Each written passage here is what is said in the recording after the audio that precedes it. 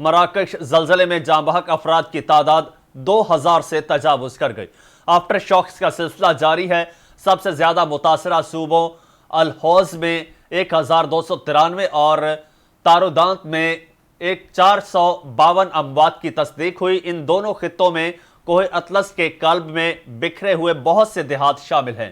ان دیہات سے زیادہ تر ناقابل رسائی علاقے ہیں۔ موجودہ عمارتوں کی اکثریت زلزلہ پروف نہیں ہے۔ زلزلے میں درجنوں افراد زخمی جبکہ 1400 کی حالت تشویشناک بتائی جا رہی ہے۔ حکومت کا انسانی جانوں کے ضیاع پر ملک میں 3 روزہ سوگ کا اعلان۔ زلزلے سے مراکش میں کئی دیہات صفحہ ہستی سے مٹ گئے۔ لاشیں نکالنے کا عمل جاری ہے۔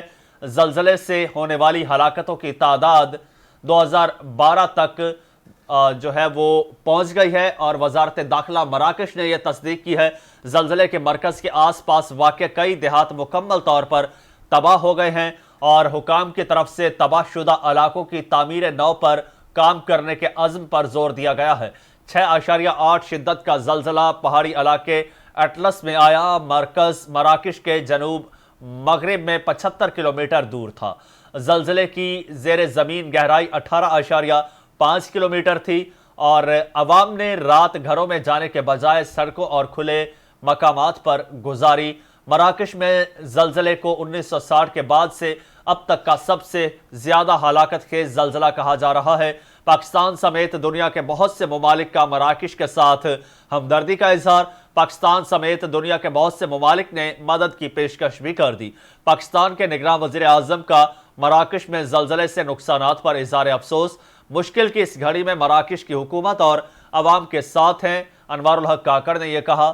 24 فروری 2004 کو رباط سے 400 کلومیٹر شمال مشرق میں 6.4 کی شدت کا زلزلہ آیا تھا۔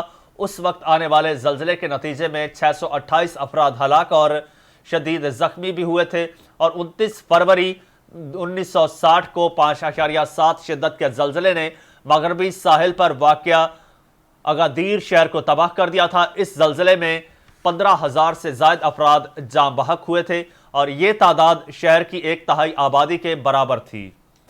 آپ کو بتا رہے ہیں مراکش زلزلے میں جاں بحق افراد کی تعداد 2000 سے تجاوز کر گئی ہے۔ آفٹر شاکس کا سلسلہ تاحال جاری ہے۔ سب سے زیادہ متاثرہ صوبوں میں الحوض میں 1293 اور تارودانت میں 452 اموات کی تصدیق ہوئی ہے۔ ان دونوں خطوں میں کوہ اطلس کے قلب میں بکھرے ہوئے بہت سے دیہات شامل ہیں۔ ان دیہات سے زیادہ تر ناقابل رسائی علاقے ہیں۔ موجودہ عمارتوں کی اکثریت زلزلہ پروف نہیں ہے۔ زلزلے میں درجنوں افراد زخمی جبکہ 1400 کی حالت تشویشناک ہے۔ حکومت نے انسانی جانوں کے ضیاع پر ملک میں 3 روزہ سوگ کا اعلان کیا ہے۔ زلزلے سے مراکش میں کئی دیہات صفحہ ہستی سے بھی مٹ گئے ہیں۔ لاشیں نکالنے کا عمل جاری ہے۔